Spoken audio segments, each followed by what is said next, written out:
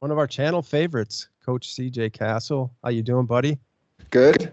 Fresh out How of are the you? pool. I can see your goggle marks. No, I'm kidding. You look Yeah. No, that's age. Those are oh, bags under my eyes. dude. I feel you, man. Yeah. So you're over there training for this little thing, the granddaddy of them all out there at Kona, and of Yeah. course, you're. We were just joking about it. I said, man, you're really taking this triathlon business seriously, and and you said, well, I'm thinking about whether or not I'm going to take this really seriously or I'm going to go for the experience. And knowing you, I think it's going to be the former, but whatever. What do you think? It's game time decision, you said. Game time decision. I think, like, sure, I'd love to have a good day, but I know that race and I know what it can do to you. So I also want to have a happy day, a good experience. So Yeah. sort of look at that as like the icing on the cake for the season, right? You've worked hard all season and it's hard to get there. So go there and just enjoy the day or the Yeah. I mean, week. yeah. As a guy that sort of like dips his toe in triathlon every season, like me, it's sort of like, I, of course, always have wanted to qualify for Kona. It's been, something on my mind. Well, not as much lately, but early on. And then all I kept thinking was, shit, if I do it, then I got to really start training so I don't look like an idiot out on the big island. You know what I mean? I think that's kind of where I'm thinking out is, but like I'd like to have a good day, but I also want to have fun. I've trained so that I don't look like an idiot. So hopefully, hopefully that works out. Yeah. Yeah. So we'll go more into that later. I just, for me, one of the things that, because I have never spectated or anything out there. I've never been in Hawaii in general, but is this something where, because I always hear it's sort of like at least sort of a minimum of a 10-day to 2-week experience. Is that sort of how you're approaching it, or are you going to be in and out?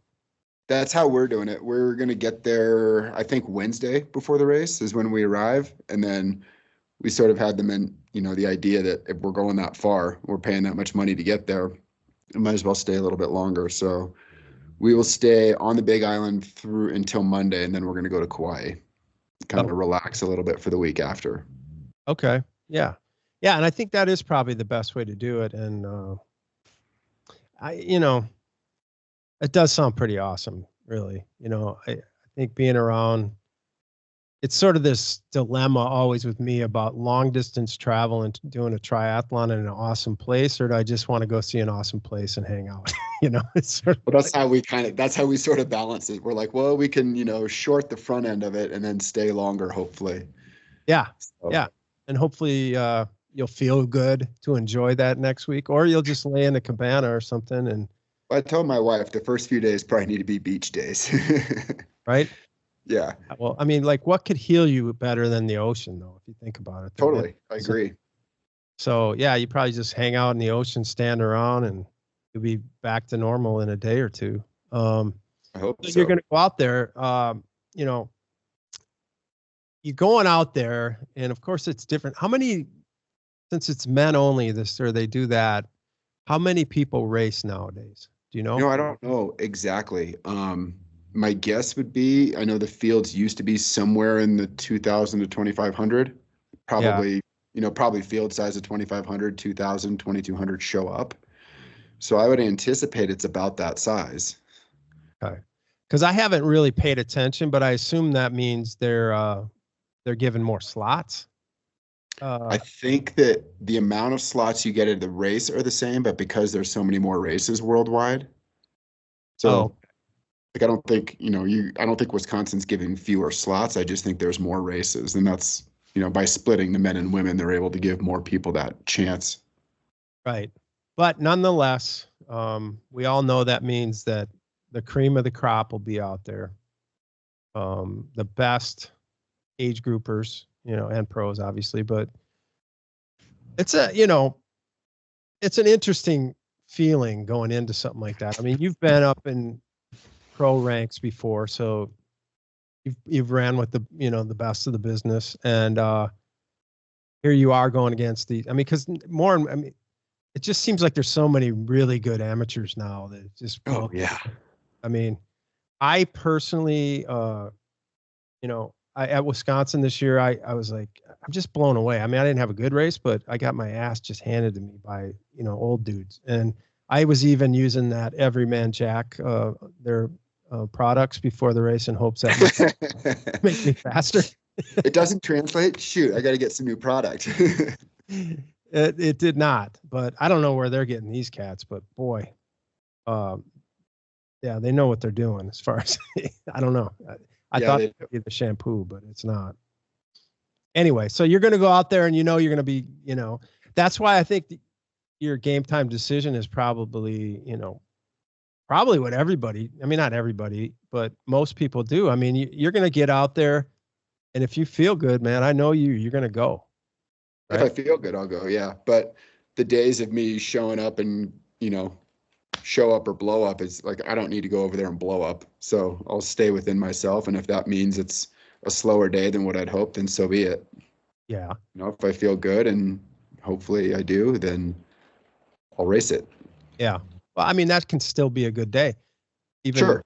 You know what I mean? Like you may not be, top whatever, but still on that, we've seen many, many people burn up on that run. And if you're feeling pretty good, you're going to be probably making up a lot of ground, even on a normal day. If you feel good, goodish. Yeah. Well, I mean, we all know Ironman's a game of patience anyways. I feel like patience is even more important over there. The heat slowly will take it out of you, and it'll slowly get warmer throughout the day. And if you can be patient early on, I think that'll help you out later in the day. Do you think because it's later, right? Yeah, it's definitely later than it used to be, right?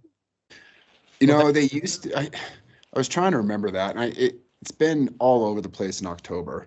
I don't know how they pick it now. They used to do it on the first full moon, or the Saturday following the full moon in October is how they used to come up with it. Right. So that would just depend on whatever the moon cycle was. And then at some point that went away, and now it just is when it is. So I don't know how they came up with the 26, but it's definitely, I thought it was late. I think it is late. It used to be a couple weeks after Wisconsin, I feel like, back in the day. Yeah. But why they would go away from the full moon is the baseline for that is beyond me. It's got to be something to do with Nice and the whole, they got to split that up now, right? Because I'm sure we're playing nice with, the town of Kona too. After we dumped 2 world championships in 3 days on them, and they were kind of hesitant to have Ironman back. I'm sure we're being a little more flexible than we would have otherwise. Yeah, right. I mean, that's a big deal, I think, over there, for sure.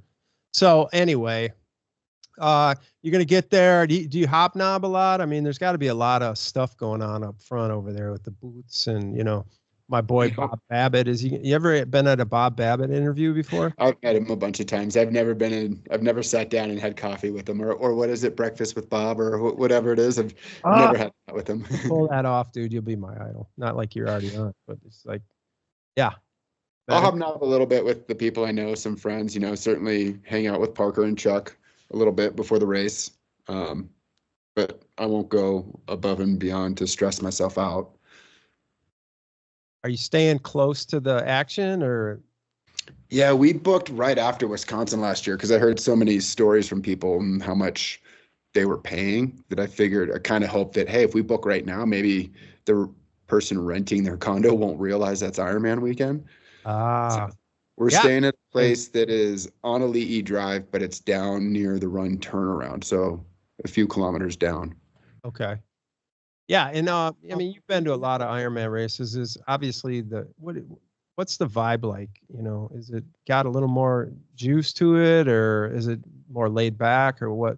It's definitely not more laid back. It's definitely more juice. Like, I think there's it's almost tension like. Is it? Yeah. Yeah, I mean, you've got athletes from all over the world, and some people are there to be the best in their age group, or to win the world championship overall, and it's pretty intense. Yeah. Granted, it's been over 20 years since I've been, but I remember it being pretty intense. Yeah.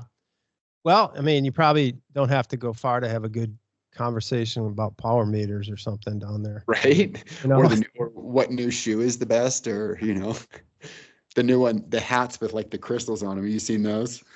No, That are I supposed to haven't. keep you cool. Jesus. Dude, I don't even Yeah, know if it's I can crazy. handle it, to be honest, man. It's just got to be like caffeine overload, man. That's why I'll limit my time. Like Parker and Chuck are pretty easy to be around. I'll hang out with them a little bit and then try to limit the circus a little. Yeah.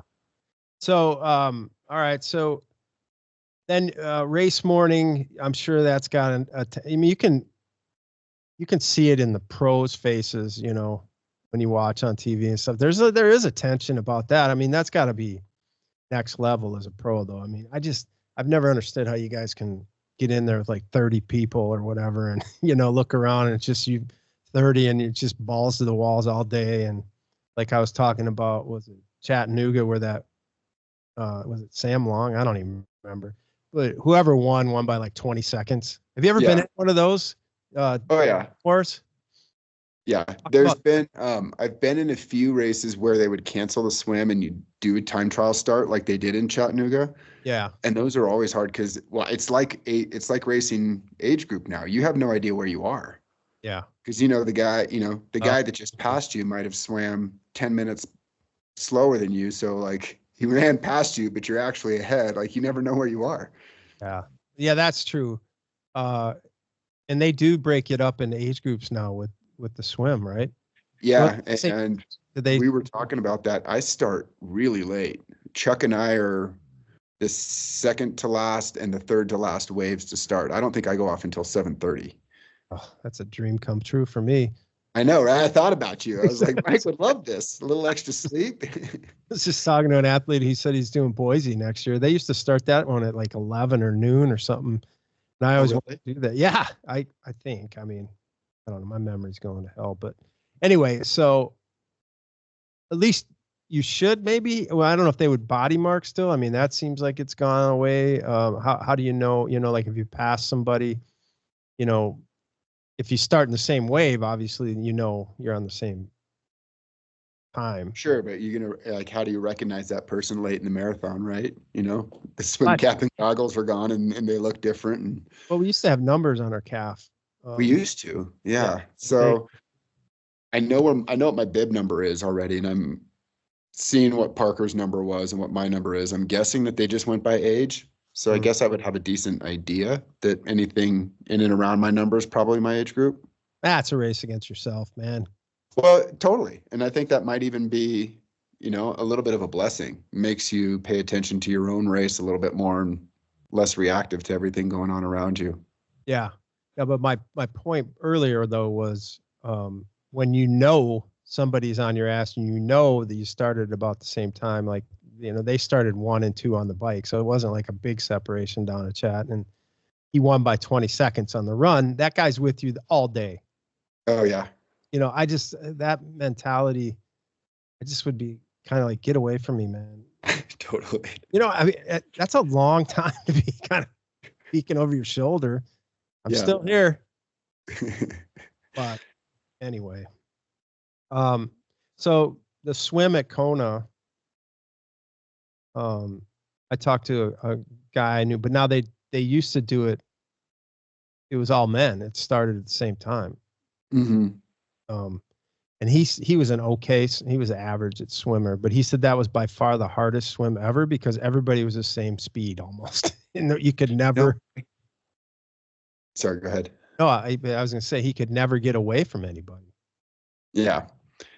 I've heard that they say like a quarter of the field comes out between like 58 and 64 minutes. Like Wow. that 6-minute gap is 25% of the field. I was like, that's pretty amazing. Yeah. So Yeah. Well, that's the thing is like a washing machine that he could not get out of, even if he tried. You know, it's like you got to almost start way to the outside, and you know, then you're giving up the race and whatever. So it just seems like it would be a little more intense, maybe, because of the nature of it too. Straight out, kind of straight back, right? Basically, all the way out to the boat and turn around and come back. Yeah. And that boat looks like it's parked so far away.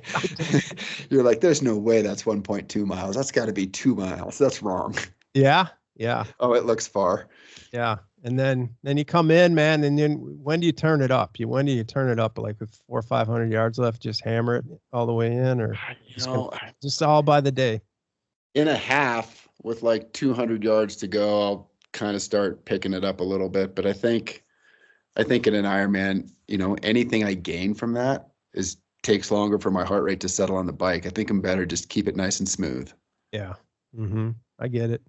So There's a lot of time left in the day to feel good and, make up an extra minute somewhere. Yeah, that's true. And you're not going for first out of the water necessarily. No, that'll be Parker. That's true. That's funny though. Like sometimes I'll watch, when the pros and they have whatever, it's 10 grand on the line. Yeah. Holy shit, man. The hammer is down for that last 1,000 or whatever, or the whole day actually. Yeah. And they get out and it's like, can you hang on? I don't know. All right. So you, tell me a little bit about your memory of that bike course. Yeah.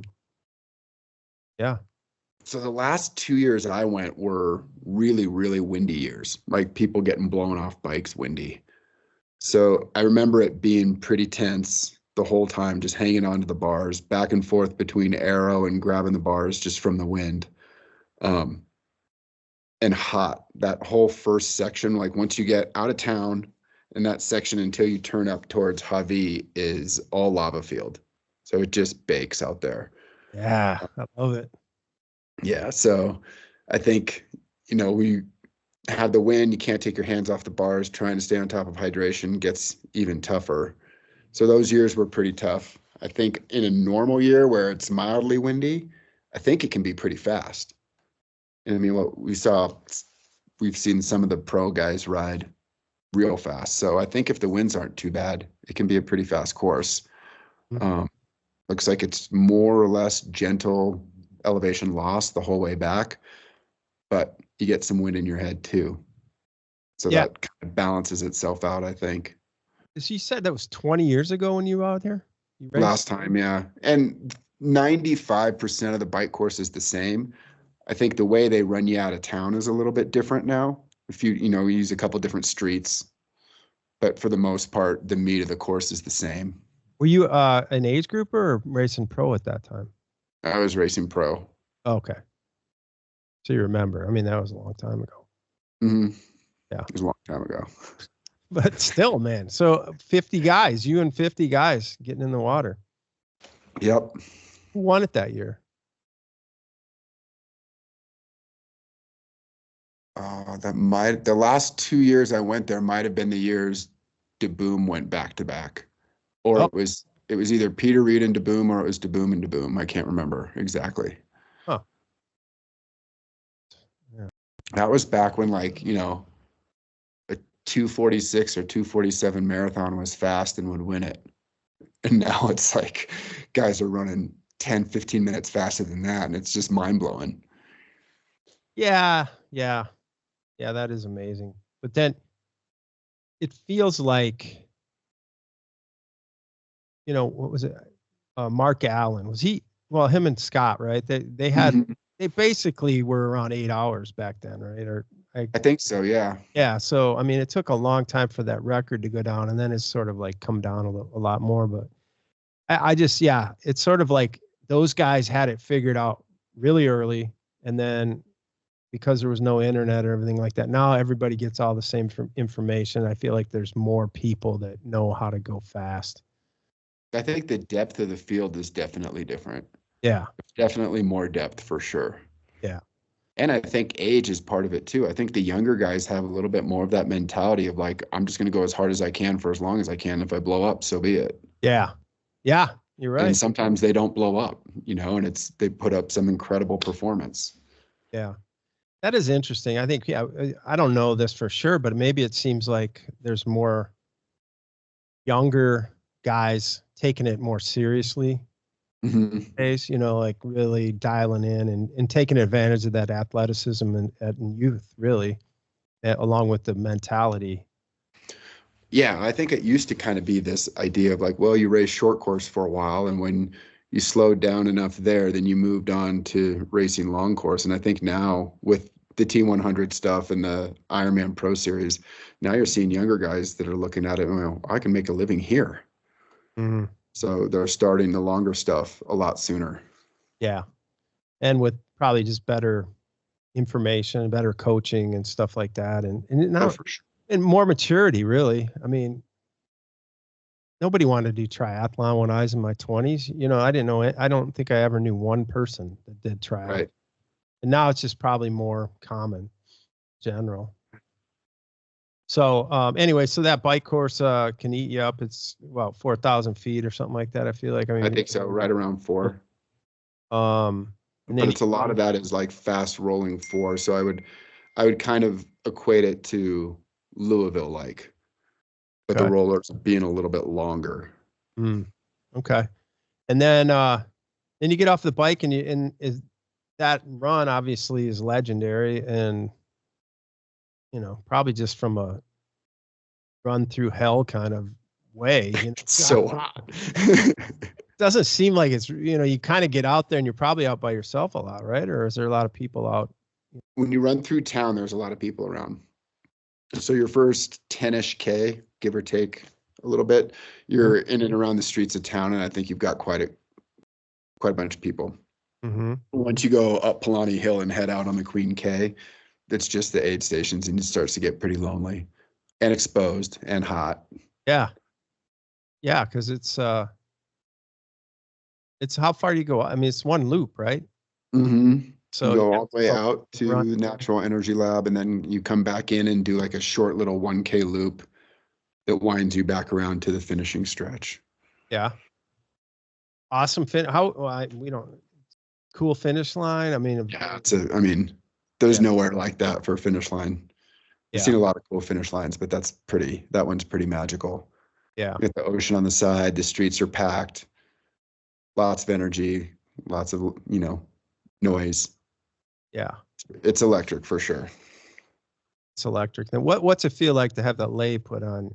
I don't remember. What about the crown? When you got your crown? I never got the crown. I assume you weren't on the podium that year.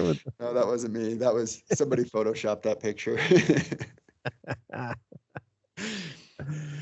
But still, man. And then is that the reason why you gave up triathlon?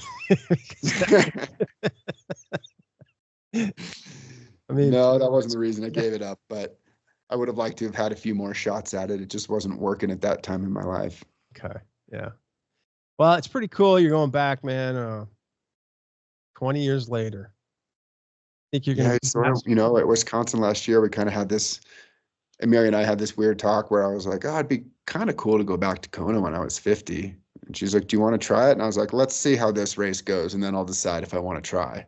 Mm-hmm. And that race went well enough to get it right there. And I was like, well, I guess this is the sign. Right? Yeah, I mean, you don't have time to think about it. You just got to decide. Yeah. Decide and pull out the credit card, right? I know, right? For the first time. Yeah.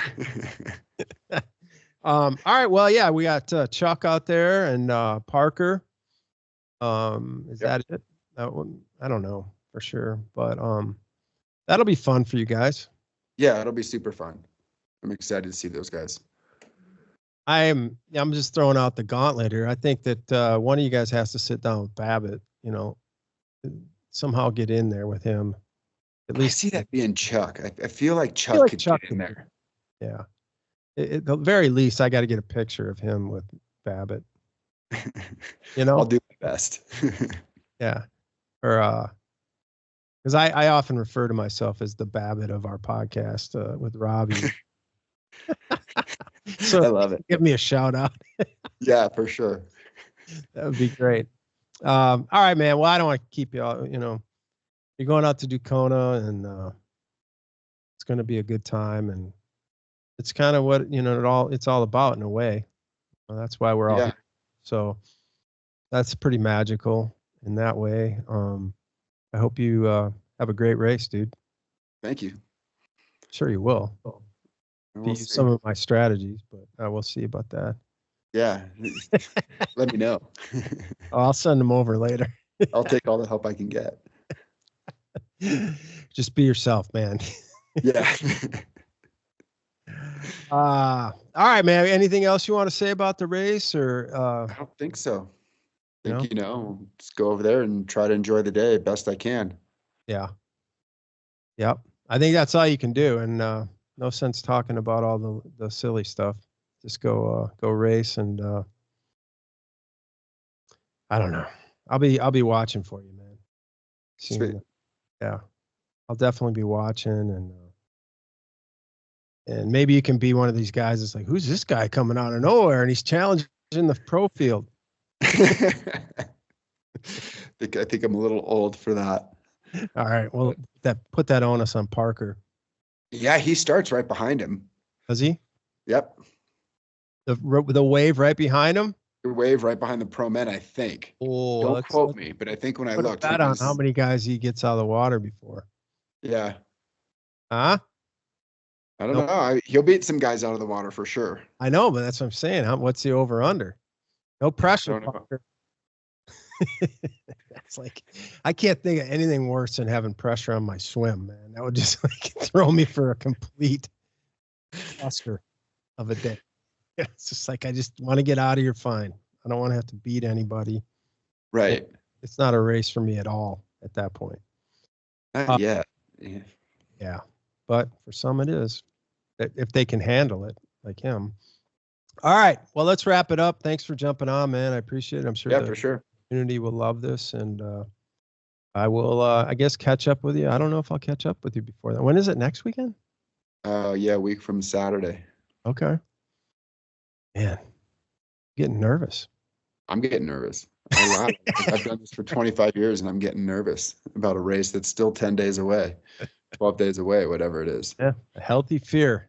You start looking through Training Peaks and go, oh, man, I don't know if I've done enough. Exactly.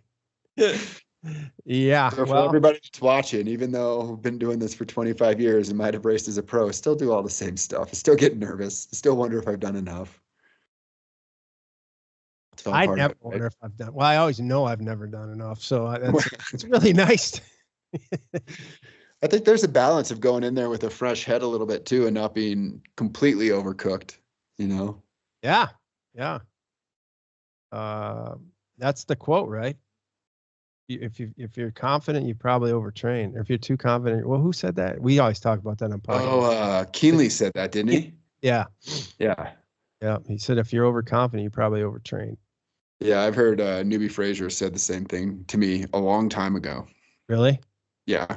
And I was like, okay, well, I guess I'm not overly confident because I certainly don't feel like I've done enough. Yeah. Yeah. It's a whole different animal coming from the front. You know what I mean? I've always liked being the underdog, There's not as much, you know what I mean? It's sort of, I try to put myself in that spot mentally, or sometimes I'll back myself into the corner, and then then you just got to fight. So I think you can win both ways, but I prefer kind of coming out of nowhere. Yeah, I do too. Yeah. All right, man. Well, thanks a lot. And hang on for a second after I hang up here. All right.